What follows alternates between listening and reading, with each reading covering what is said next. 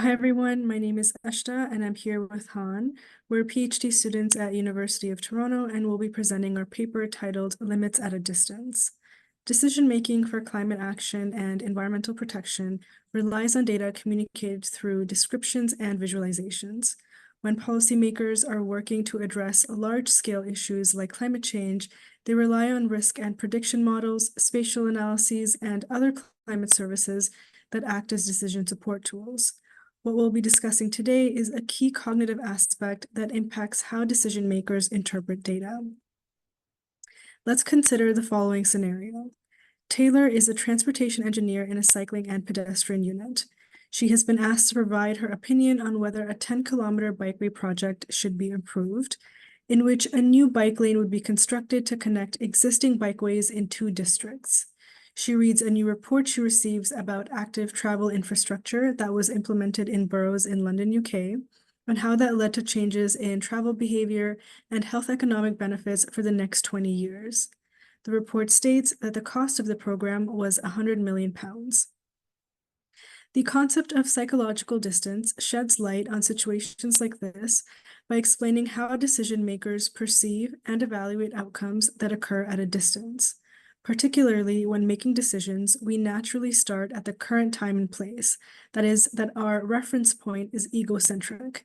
This means that any event that occurs close to this notion is considered proximal, while those farther are psychologically distant.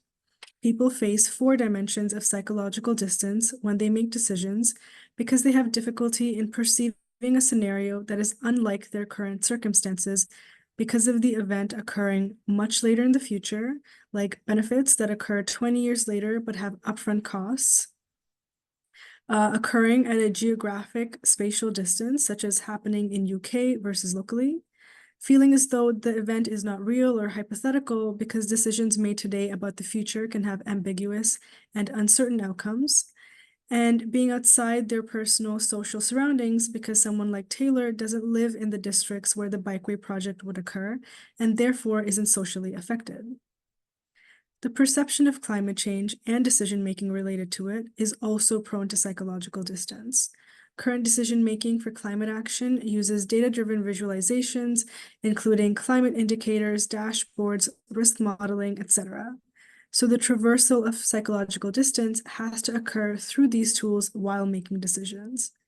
Given that policy decisions about climate change are urgently needed for immediate transition and change, designers of decision tools must recognize the psychological distance experienced by users when confronted with environmental data. In our work, we explored the role of alternative design approaches in developing visualizations used for policy and decision-making. We specifically looked at the following research questions. Number 1, how can research on psychological distance inform and shape data visualization design for policymakers working in the context of climate change? And 2, how can alternative design approaches support designers and decision makers in envisioning radically different futures? In addition to the concept of psychological distance, which emerges from social psychology, there is also the discipline of environmental psychology, which emerged in the 1960s and considers both the impacts of humans on the environment and how the environment shapes human experiences. Later, the field evolved to the examination of pro-environmental behavior to encourage human behavior towards reducing negative environmental impacts. Pro-environmental behavior refers to behavior that harms the environment as little as possible or even benefits the environment. For example, reducing air travel. Pro-environmental behavior is also influenced by many factors. Some include place attachment, which is a strong emotional connection to a place, norms and habits, like perceiving pro-environmental behavior as the standard, and affective or emotional reactions. Our method for answering our research questions was a literature review. Based on the synthesis of literature from environmental psychology that explains the influence of affective reactions on pro-environmental behavior with social and cognitive psychology, which discusses that reducing psychological distance to climate change invokes climate action, we now present how the design and development of decision tools can aid in the traversal of psychological distance by policymakers. Specifically, we propose that decision tools can leverage speculative design approaches and data visualization to invoke affective responses to climate change in order to traverse psychological distance. We'll first briefly introduce these two design approaches. So speculative design is a critically oriented design practice that offers views on the future of computing that are drastically different from ideas such as solutionism and growth. The term speculative design originated from Duane Raby as a means of contemplating, discussing, and debating alternative futures through the lens of design. The design outcomes can take form in various ways, including design proposals, exhibits, design fictions, working prototypes, etc., but they are never intended to be the solutions to a problem. The value of speculative design lies in the critical contemplation, discussions, or debates about the current state of the world, as well as possible futures that arise through experiencing the process of designing or interacting with the design outcomes. One example of a speculative design is the high water pants, a research project published at CHI 2020. The speculated artifact is a pair of pants that cyclists wear, which simulate scenarios of future sea level rise through mechanically shortening the pants as cyclists ride through different neighborhoods.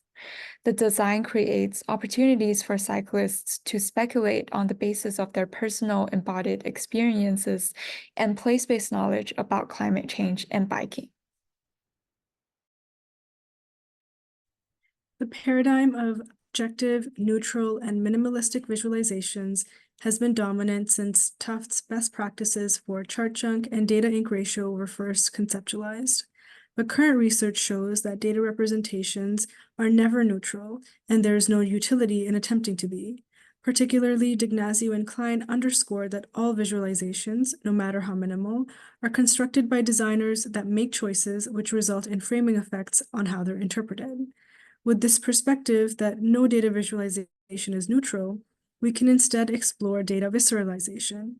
Data visceralization is aimed at eliciting affective responses that transcend a visual experience.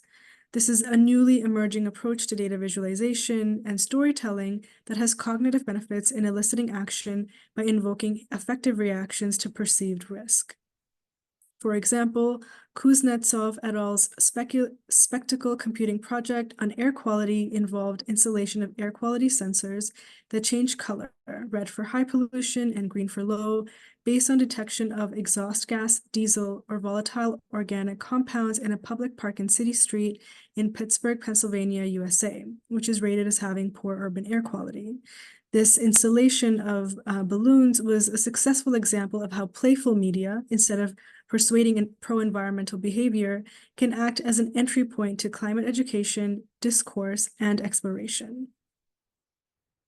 To advance research on psychological distance and its impact on policymaking for environmental decisions, in our work, we explored possible research directions in the form of 4 propositions. We'll now discuss each of those 4. Our first proposition is that psychological distance can be evaluated, particularly in the traversal of distance related to climate change. Many studies have already established this.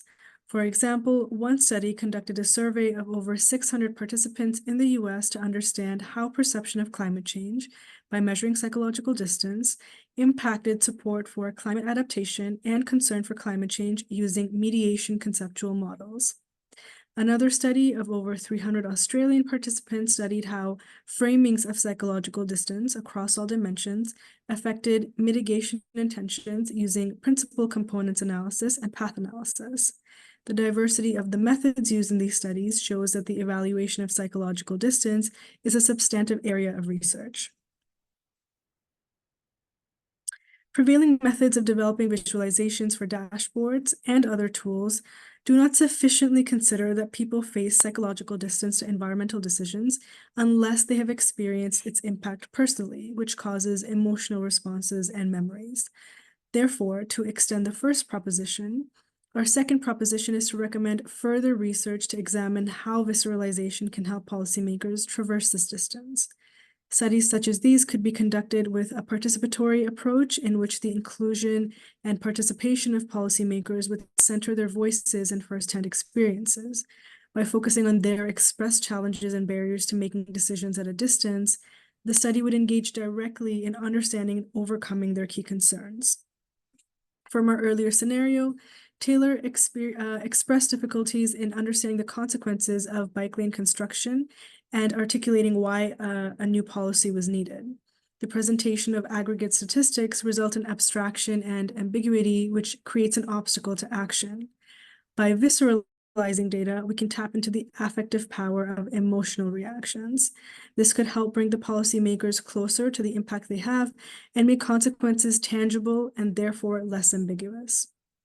So a sample study for illustrative purposes can be to study how policymakers explore decisions about constructing a new bike lane. For example, conventional time series graphs represent previous motorist-cyclist accidents as non-visceral, but we can visceralize that data by augmenting classic spatial analysis with experiential imagery to transport the data user to the scene of previous incidents. The collisions can then be demonstrated viscerally by using a dynamic map-based plot with incidents as bike outlines on a street view of the intersection on which they occurred. Adding details such as the date of the incident and a description of the incident would also make it more tangible.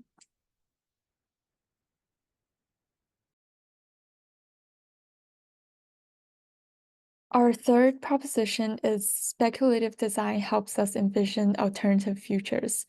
In typical design workshops, most design assumptions are continuous from what we're doing now, and the design outcomes are more or less stabilizing existing systems. Speculative design offers a discontinuity that results from humanity breaking the boundaries or limits of existing systems where either collapse has advanced further or a safe planetary space has been reestablished. Design for a discontinuous future is much needed in times of the climate crisis, and speculative design is uniquely able to invite participants to these drastically different life worlds. However, there are a lot of open questions associated with applying speculative design in the context of policymaking beyond its conventional context in designing artifacts. So we call for more research looking into the potential processes of applying speculative design in climate policymaking and how the participatory nature of speculative design can be centered to avoid pseudo-participation and instead allow for diverse, inclusive imaginations of futures. The fourth proposition is that speculative design and data visualization complement each other. Beyond the visualization of augmenting data representation with experiential imagery discussed in Proposition 2, future research could design and implement speculative design workshops to engage more local residents and policymakers to speculate other ways of data visualization that prioritize local communities' values. In our paper, we show various ways of visualizing traffic collision data. For example, an app that makes the car play brief audio recordings of biographies of injured cyclists as the phone passes locations of incidents. Another example could be bike lanes that get painted red when a motorized vehicle is illegally parked in them. These designs might not be good or workable solutions, but they are helpful in raising questions around who bears the burden of traffic incidents and how we can empower vulnerable road users through road design. A design workshop that involves residents and policymakers would generate more valuable and meaningful ways of visualizing data. These outcomes of speculative design could support stakeholders involved in policymaking to speculate a future that they hope to live in. To conclude this presentation, we want to emphasize that distant effects are neither irrelevant to us humans, nor do we benefit collectively from deceiving ourselves, making them appear proximal. Psychological distance does, however, affect how we perceive, negotiate, reason, and decide. The structure of social, temporal, spatial, and hypothetical distance to a decision maker can guide designers in identifying how decision support can best present information with full consideration of the dynamics of psychological distance. In this work, we propose two avenues of taking serious consideration of psychological distance in data visualization and speculative design. And we want to invite more members of the limit community and beyond to further our understanding in the evaluation of effects of visual representation and the implementation of speculative design.